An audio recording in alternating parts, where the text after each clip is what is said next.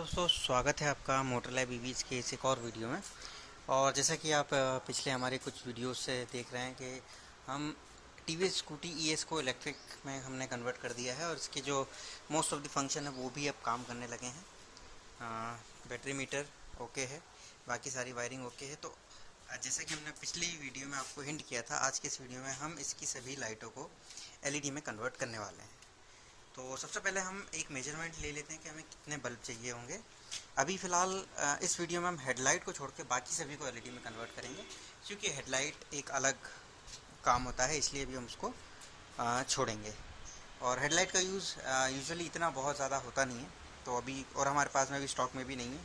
That's the reason why हम अभी headlight को छोड़ के बाकी सभी को चेंज करने वाले हैं। तो फिलहाल हमें 4 इंडिकेटर की ज़रूरत पड़ेगी, 2 आगे 2 पीछे।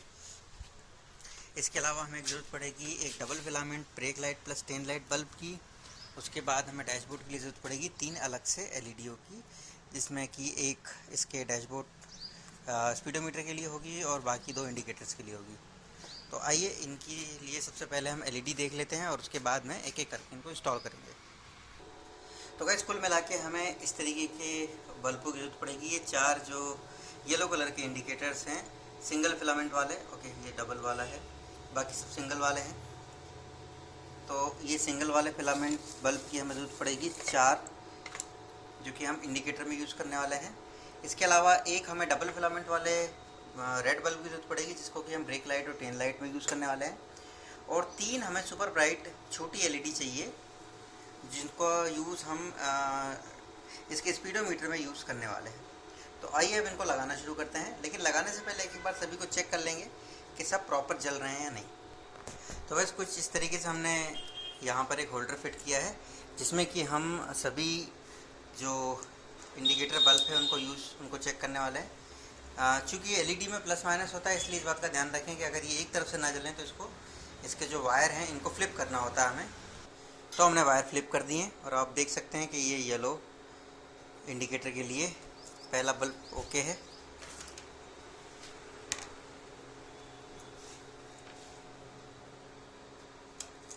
दूसरा बल्ब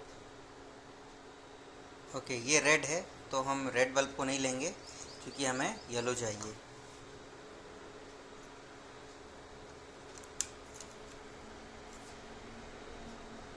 ये भी ठीक नहीं,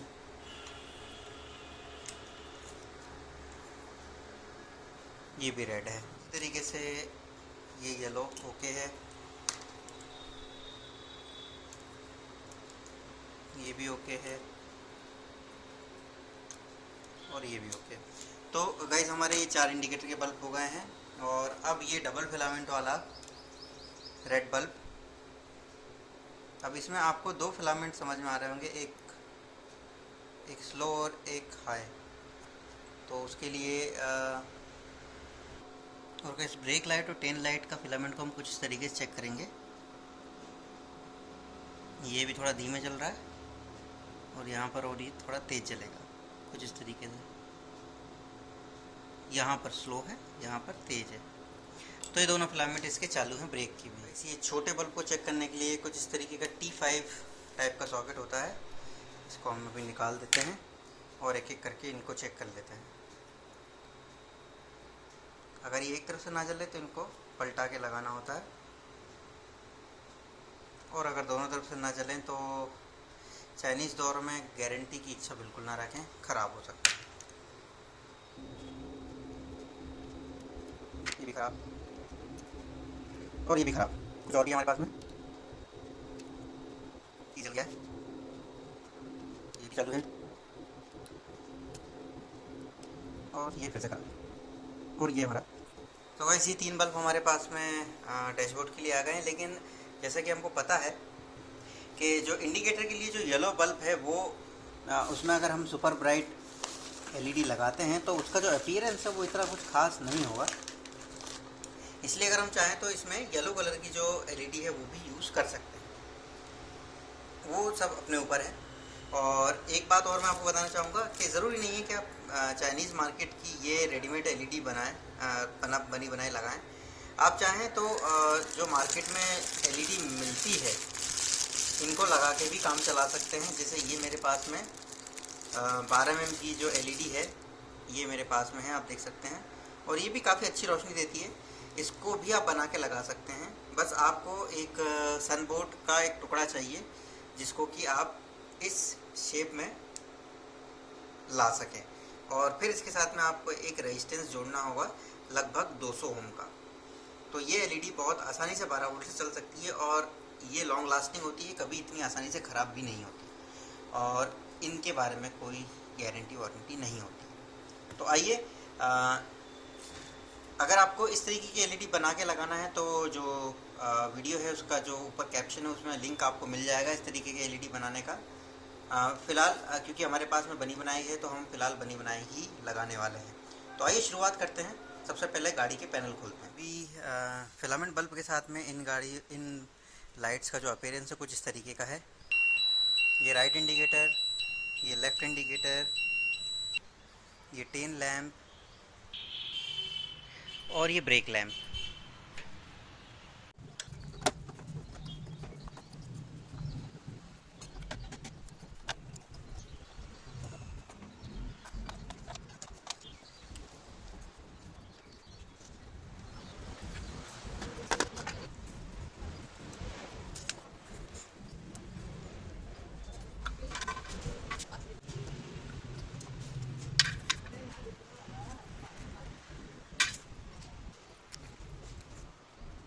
वैसे आपको ये जो डबल फिलामेंट वाला बल्ब है इसको लगाते समय ध्यान रखना होगा कि इसमें एक जो लॉक होता है वो ऊपर होता है और जो दूसरा लॉक है वो नीचे होता है।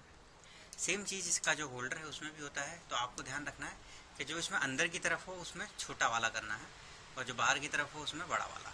कुछ इस तरीके से आपको इसमें इसको दबाना है और लगा देना है। और जो इंडिकेटर वाला इनमें ऐसा कुछ नहीं होता है, ये सब सेम होता है। तो आप कहीं भी किसी को भी लगा सकते हैं। बस इनका जो कनेक्शन है वो सेम होना चाहिए, प्लस माइनस नहीं का इशू नहीं होना चाहिए, नहीं तो ये इनके तार आपको बदलने पड़ेंगे। तो ये कुछ इस तरीके से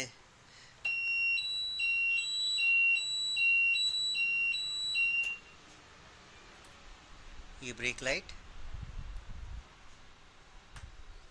और ये टेल लाइट, ब्रेक दबाने पे थोड़ा सा और तेज़ जलती है लाइट। तो सब कुछ ठीक है, हमें कोई वायरिंग चेंज नहीं करना पड़ रहा है। अब आइए इनके जो कवर्स हैं इनको एक एक बार थोड़ा सा लीनियंटली वॉश करके वापस कस देते हैं। हमारा जो रियर पोर्शन है वो कंप्लीट हो गया है, आप देख सकते हैं। तो ये ब्रेक लाइट, ये लेफ़्ट इंडिकेटर, ये राइट इंडिकेटर और ये इसकी पार्किंग लाइट, ब्रेक दबाने पे थोड़ा सा और तेज़ चलती है। तो अब इसके बाद में जो हमारा फ्रंट पैनल है उसको खोलने के लिए हमें सबसे पहले 1, 2, 3, 4 और 5 ये पांचों नट हमें खोलने होंगे। उसके बाद में ये वाला पोर्शन बाहर आ जाएगा, फिर हम ये दोनों इंडिकेटर और ये 3 लाइटें चेंज करेंगे। तो आइए इनको जल्दी से खोल लेते हैं।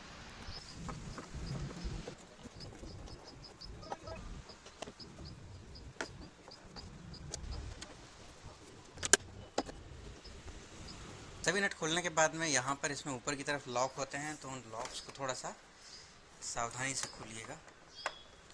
और अब यहाँ पर एक बात का ध्यान रखना पड़ेगा, हमारा जो बैटरी मीटर है उसके वायर हैं तो उसको भी थोड़ा सा प्यार मोहब्बत की ज़रूरत पड़ेगी।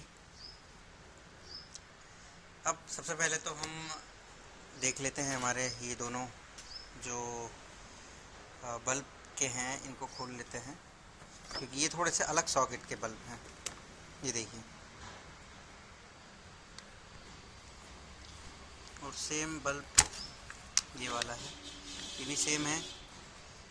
लेकिन चूँकि ये वाला जो एक दूसरा जो आखिरी वाला बल्ब है इसको मैंने चेंज कर दिया था, तो ये वाला जो होल्डर है ये हमें वो मिल जाएगा जिसमें हम जो बनी बनाई LED वो लगा सकें। ये T3 टाइप के हैं और ये T2, T1 टाइप के जो बल्ब हैं ये वो सॉकेट है। तो या तो हमें ये दो को भी इसी से, इस वाले सॉकेट से रिप्लेस करना होगा, या फिर हमें इसमें दूसरी एलईडी लगानी होगी। तो उसके लिए हम सबसे पहले इसका जो सॉकेट है इसको यहाँ से निकाल लेते हैं और इसको लेके चलते हैं अपनी हार्डवेयर टेबल पे। इसके डैशबोर्ड को हार्डवेयर टेबल पे खोलें उससे पहले ये जो इनके बल्बों को खोलने का काम है आगे वाले को ये कर देते हैं, क्योंकि ये आसान है और इसमें हमें अभी कुछ ज़्यादा इशू नहीं आएगा। तो सिंपल ये पीछे से 2 नट खोलने हैं हमको होल्डर के और इन बल्बों को चेंज कर देना है। एक नट ये नीचे से खुलेगा, ये आप देख सकते हैं, ये वाला।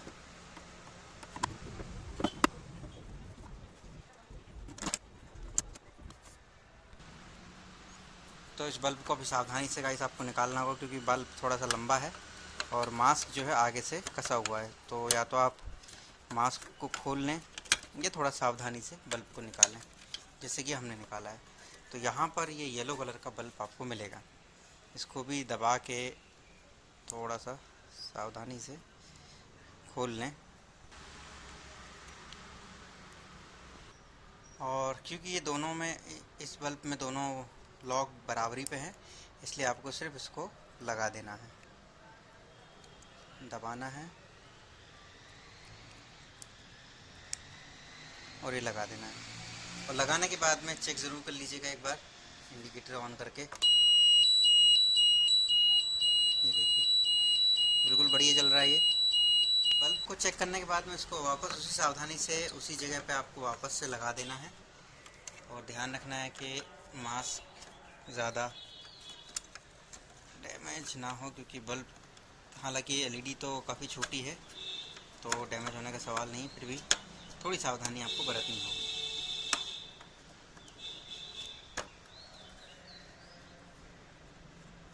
कुछ इस तरीके से ये लग जाएगा। अब यहाँ पर हमें वापस से स्क्रू कस देना है। सेम तरह से जो इस तरफ के हैं इंडिकेटर, उनको हमें ऑन करना है। अभी चूँकि कोई भी डायरेक्ट इसमें कोई भी फिलामेंट बल्ब नहीं जोड़ा है, इसलिए थोड़ी सी इसमें ब्लिंकिंग इतनी क्लियर नहीं आ रही है। और आप देख सकते हैं कि ये दोनों तरफ के इंडिकेटर जलने लगे हैं। अब आइए अंदर चल के इसका ये जो इशू है हार्डवेयर टेबल पे, इसको फिक्स कर दें। फाइनली हमारे सभी जो एलईडीज़ हैं वो फिट हो चुकी हैं, आप देख सकते हैं। सबसे पहले मैं शुरुआत करता हूँ, ये जो डैशबोर्ड की एलईडी है सब, और उसके साथ ही मैं बंद कर देता हूँ ये फ्लैश को। तो आप देख सकते हैं कि अब जो डैशबोर्ड है उस जो क्या कहूँ कि ओडोमीटर जो है उसका लुक काफ़ी ज़्यादा चेंज हो गया है। इसके साथ ही साथ अब अगर यहाँ इंडिकेटर की बात की जाए तो इंडिकेटर भी बढ़िया दिख रहे हैं, आप देख सकते हैं पीछे की तरफ।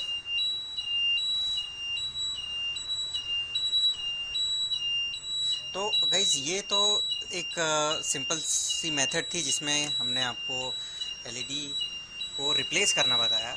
अब इस एलईडी को रिप्लेस करने के बाद एक्चुअली आपको कितनी ज़्यादा पावर सेविंग मिलेगी as compare to filament bulb, आइए उसको भी कैलकुलेट कर लेते हैं। ओवरऑल हम कैलकुलेट करने का टाइम आ गया कि अगर हम एलईडीज़ का यूज़ करते हैं कन्वेंशनल फिलामेंट बल्ब की जगह पर, तो हमें क्या बचत मिलती है और उसका क्या फ़ायदा हमें मिल सकता है। तो सबसे पहले थ्योरेटिकली तो मैं 2 चीज़ें आपको बता देता हूँ कि एक पहला फ़ायदा हमें ये होता है कि जो हमें लाइट का अमाउंट है वो ज़्यादा मिलता है, और दूसरी चीज़ ये है फिलामेंट बल्ब की बजाय जो एलईडी होती है उसमें जो लॉसेस हैं वो कम होते हैं। सीधी सीधी बात है, एफिशिएंसी वाली बात है। अब अगर यहाँ पर बात की जाए कि एनर्जी कंजम्पशन का कितना डिफरेंस मिलता है, तो सबसे पहले तो हम कैलकुलेट कर लेते हैं कि जो हमने गाड़ी में से जितने भी बल्ब निकाले हैं ये 10 और 15 वाट का है। हम यहाँ पर ओवरऑल लोड कैलकुलेट करेंगे, मतलब जितने, अगर एक फिलामेंट में 2 बल्ब है तो दोनों का लोड कैलकुलेट करेंगे। तो ये 10 और 15 वाट का बल्ब ये है, 3-3 वाट के ये छोटे बल्ब हैं, 3 बल्ब थे ये।